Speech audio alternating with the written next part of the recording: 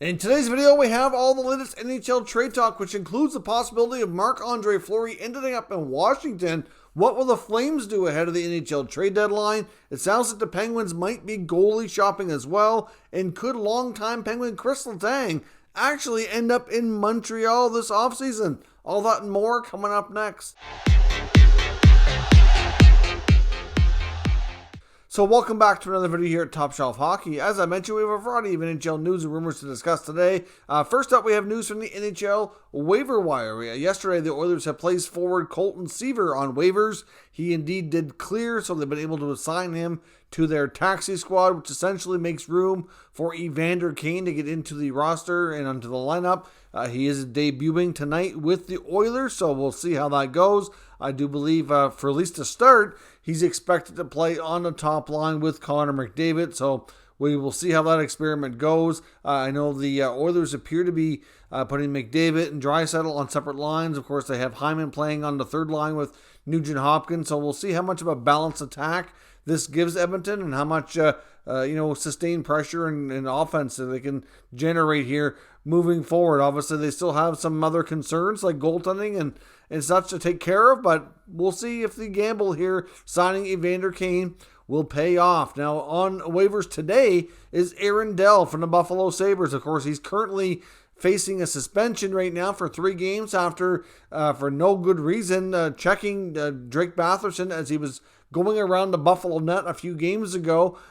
Clearly, it was an uncalled for action by Dell, who clearly interfered with Batherson, sent him crashing hard into the boards. Dell suspended for 3 games, where Batherson's injured with a high ankle sprain and will be out for about 2 months. So it's certainly, I don't know how much of a deterrent really that suspension was for Dell given the circumstances, but now, of course, he's facing the possibility of heading down to the minors or to the taxi squad. I know the Sabres appear to be getting close to getting back Craig Anderson as well as Dustin Tokarski, which will push Dell down the depth chart here since they've both have had better seasons here. Plus, they have Hauser and COVID protocol, and then, of course, they also have Ukko-Pekka Luukkonen. I'm not sure exactly what his injury status is as of right now as well. And they also have Malcolm Subban, but he appears to be done for the year. So lots of goalies in Buffalo this year. Not having good seasons, not having good luck. Craig Anderson's probably done the best of them all, but he's been hurt for majority of the year. Now, a couple other quick injury updates as well. David Savard is out for the Habs tonight. That wasn't something that we were really aware of until the team came out for getting ready for warm-ups tonight, but he's going to be out for a little while with Montreal, so it's yet another something else to pile on here for Montreal. We finally got an update from the Senators on Josh Norris, who right after Batherson, the following game, ended up having a shoulder injury of his own. Of course, that one was a little bit of a different circumstance, but he ended up going hard into the boards as well. Looks as though he's going to be out till at least the All-Star break.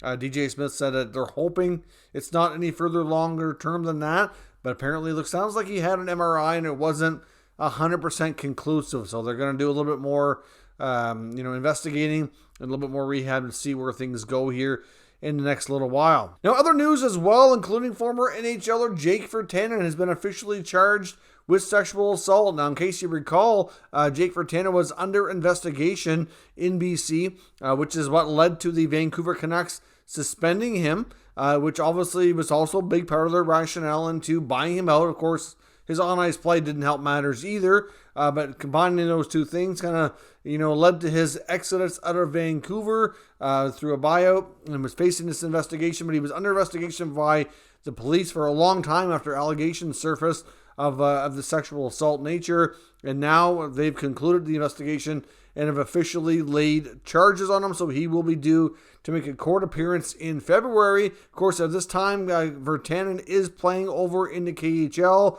I'm not sure if he can appear to court virtually or if he has to come back to Canada. I really don't know what his status is in that regard, but certainly not a good look here for the young man, of course, who was a bit of a lightning rod in Vancouver after being drafted highly in the first round. Never really lived up to expectations, so he was often criticized for not, fitting the bill of a high first-round pick, which is really not his fault, but still combine that with some off-ice behavior that was questionable, and that certainly doesn't look good for him. I mean, certainly I would think this could have a major impact on his career if he is found guilty, so we'll see where this goes. We'll probably hear more on this case here sometime next month. Now, as I mentioned, we have the latest NHL trade talk here today. Now, all indications are from NHL reporters and Pittsburgh Hockey Now that the Penguins appear to be shopping for additional help in goal. Probably nothing they want to spend a lot of money or assets on, but some extra insurance for sure. They appear to obviously not be the most thrilled with Casey DeSmith's season.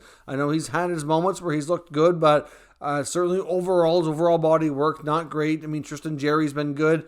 Louis Domingue is out now, but of course he was normally their number 3. A few goalies that would come cheap on short-term deals that apparently the Penguins have looked into include Craig Anderson, who we just talked about in Buffalo. Of course, he's been out for a long period of time, but obviously the Penguins don't have to rush here. This is just something they could do ahead of the playoffs. Right now, the way they've been going, there certainly appear to be no issues getting to the playoffs, so I wouldn't suspect they would make a move too quickly, but you just never know. I mean, if Anderson's coming back tonight, if he plays well and continues to look like he did early on in the season, I can see why they might consider approaching Buffalo to acquire him ahead of the deadline. Another name that was mentioned as well was Anton Forsberg in Ottawa. Not a given that Ottawa trades him, and it is possible. He, of course, is on the end of his contract too, but the Penguins, might have some competition because Ottawa might be interested in keeping him. It's not quite clear what their plans are moving forward. They have Matt Murray, of course, under contract for a few more years yet after signing him after he was acquired from Pittsburgh. But beyond that, right now they have Forsberg, who's actually been pretty decent for them for the most part, and Philip Gustafsson. Unless they're confident that Gustafsson is 100% ready to take the NHL spot, then maybe they sign Forsberg as kind of insurance in that regard. So it's difficult to say what they do and what their thoughts are, but he might possibly be a guy that's available. But those two guys are both making under $1 million and players that Pittsburgh could certainly consider for that role. I know another goalie we're going to talk about here is Marc-Andre Fleury, which I know many people will love to see a return to Pittsburgh and a reunion. I'm not really sure how easy that's going to be, but I'm sure if Fleury was if that was something mentioned to him as a possibility, he'd probably be interested, given the long history there. But we've talked a lot about lately about numerous reporters, especially the Capitals media, reporting that there appears to be a lot of interest on Washington's side in acquiring Marc-Andre Fleury ahead of the playoffs and ahead of the deadline here, that they may not be the most thrilled going into the postseason with Samsonov and Vanecek, who are both decent goalies, but very young and inexperienced. I'm not sure that they really see Vanecek as for sure being a long-term solution. Obviously, Samsonov is the long-term starter for sure, but you throw in Marc-Andre Fleury along in, with the other guys on the team, that there's an aging core there with Ovechkin and Backstrom and Oshie, Kuznetsov. They're not super young. This team has the bulk of their top players are getting older and they're having a real solid season. So they, feel like they have a legit shot here and maybe capturing another Stanley Cup. So they want to be able to go for it. So that explains the interest in the potential upgrades there. However, those close to Fleury suggest that, not so fast. Just because the interest is high on Washington's side, he may not want to go to the Capitals. I mean, a lot of people assume that he'll be traded at the deadline and he'll want to chase a Stanley Cup, but he does have a verbal agreement with the Blackhawks that indicate that they will give him full say in where he gets traded ahead of the deadline, assuming that he wants to do that and have a shot to go into the playoffs and compete somewheres. But given the fact of the long history with the Penguins, the Capitals are a real fierce rival of theirs. He may not want to do that. There's a lot of people concerned that he won't be interested and will nix that deal as much as there's interest from the Capitals side, which might complicate things for them if they really want to make a goaltender, upgrade, I guess, and bring in some more experience. I mean, outside of Fleury, there's certainly some more experienced goalies on the market, but I'm not sure that there's really much out there that would be, widely available, or at least, that we would know of right now, that would really make a ton of sense and be considered a major upgrade over a guy like Vanecek. So we'll see where this goes, but the interest apparently quite high on Washington side. But I would suggest pumping the brakes on a potential deal that Fleury may not want to approve that. And certainly he's going to have a lot of say on what happens with his future. Now, when it comes to the Calgary Flames, the Calgary media, I read a recent article between Jeremy Rutherford and Haley Salvian of The Athletic, a joint effort, talking about the future of Matthew Tkachuk. They also addressed the future of Johnny Gaudreau. That's been written in a few articles as well. Of course, Tkachuk is an RFA and Gaudreau is a UFA coming up after the season. Neither one has signed a contract extension as of today, so their futures are certainly uncertain. I mean, a lot of people feel that there's a good chance they could both stay, but there's also a lot of people that feel they could both end up kind of pushing their way out the door. Of course, Gaudreau could do that sooner than later. Matthew Tkachuk really can't unless he demands a trade, which we don't foresee coming. But at the same time, he's an RFA. He's 1 year away from being a UFA, and he could force them into a 1 year deal through arbitration. That's real easy for them to do, and he can walk himself to UFA status and right at the door. So clearly, doesn't mean it's going to happen, but it's possible. We don't really know exactly what either of these players want. We know that the Philadelphia Flyers, which would be like the hometown team for Gaudreau, and he's been rumored forever of wanting to go to the Flyers when he had the opportunity, are going to be going through a retool this offseason and are going to be given a blank check by ownership to spend to the cap. So you have to think that depending on what they do to free up money and what they do for kind of retooling the forward group, that they may be a big player for Gaudreau, and that might cause Calgary, a lot of competition when it comes to getting a deal done. I mean, I've seen the comparables out there. Some feel that he could get around $9 million or more, and there are some that are convinced that for him to stay in Calgary, he might not be able to take any more than $8 million. Clearly, that's a substantial difference, and if the Flames won't go up around $9 million, which they would probably have to do for Tkachuk as well, that's a lot of money for both players, and it might not be in that kind of spending kind of move. Plus, they have Andrew Mangiapane coming off another solid goal-scoring season. He's been slumping lately, but overall numbers look good. He's probably going to need a new deal around at least a $5 million range. He also could walk himself to a 1 year deal right to free agency too. So it's really hard to say what the Flames do. So there are some that feel that the Flames really should be in go-for-it mode, considering they're having a good season, that they could be at risk to really have this team's core shaken up here over the next year, and that they might want to consider making some additions. So a couple of names that come to mind for the forward group are a guy like Tyler Toffoli, for example, in Montreal. Of course, comes with a little bit of term, but certainly a guy who's got a lot of playoff experience, scored some big goals. It doesn't come overly expensive. You've got JT Miller in Vancouver will be a tremendous fit. Of course, the Vancouver-Calgary connection is huge there. For a while there, we called them the Calgary Canucks, considering how many players have switched teams onto the Calgary side. But Miller, I think, would be very, very expensive. It might not be something they're able to do. And then, of course, another option that's been mentioned is Jordan Eberle as well in Seattle. Apparently, the Kraken are pretty wide open for business, too. Not really sure that there's a lot of names there they absolutely want or have to keep moving forward. But Eberle does come with more term and more money than Toffoli does. And it might prove to be maybe not the best move, but certainly, a productive top 6, top 9 winger that could be interesting. It's hard to say what the Flames do here, given all the names they seem to be linked to are not rental players. While it makes sense for them to explore all these potential options, there's also been rumors about them maybe being linked to former captain Mark Giordano in a return for the playoffs, but of course, it's going to boil down to price. They didn't want to pay the price to Seattle to stop him from being drafted in the first place. I'm sure the price tag hasn't changed a whole lot since then. They may not want to pay that now either. So it's really hard to say, but let me know what you think on the Flames.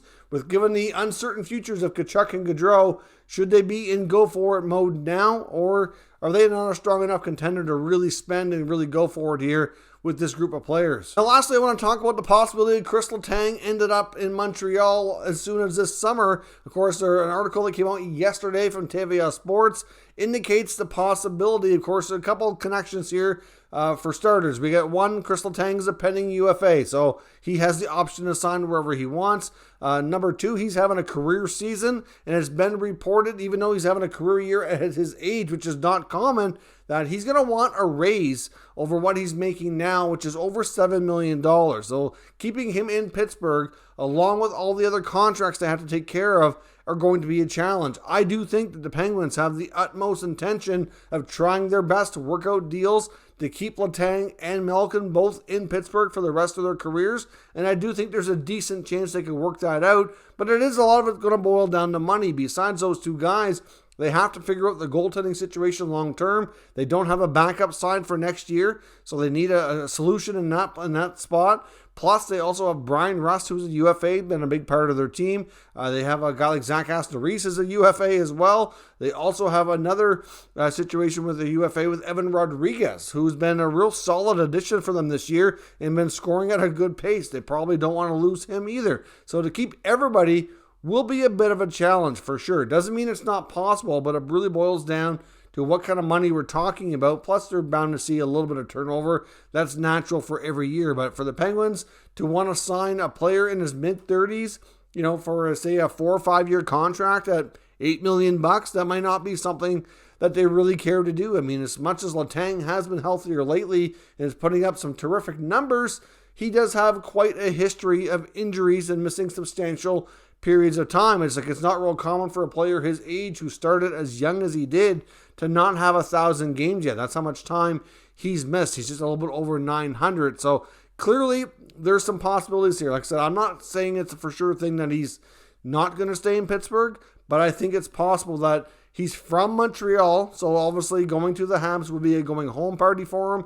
And at the same time, his agent was Kent Hughes for a long time, who is now the GM in Montreal, who he clearly has a long-term relationship with. So doesn't mean like it's all going to fall into place and he's going to end up with the Habs. Will it make sense for the Habs? It's another question. We don't really know the long-term vision here yet. Are they going to go into a deep rebuild that's going to take 3 to 5 years? Or are they going to try their best to do like an aggressive retool and try to get this back on track here within 1 to 2 years? If that's the case, Letang might be more interested in signing there. And, he's got his Stanley Cups under his belt.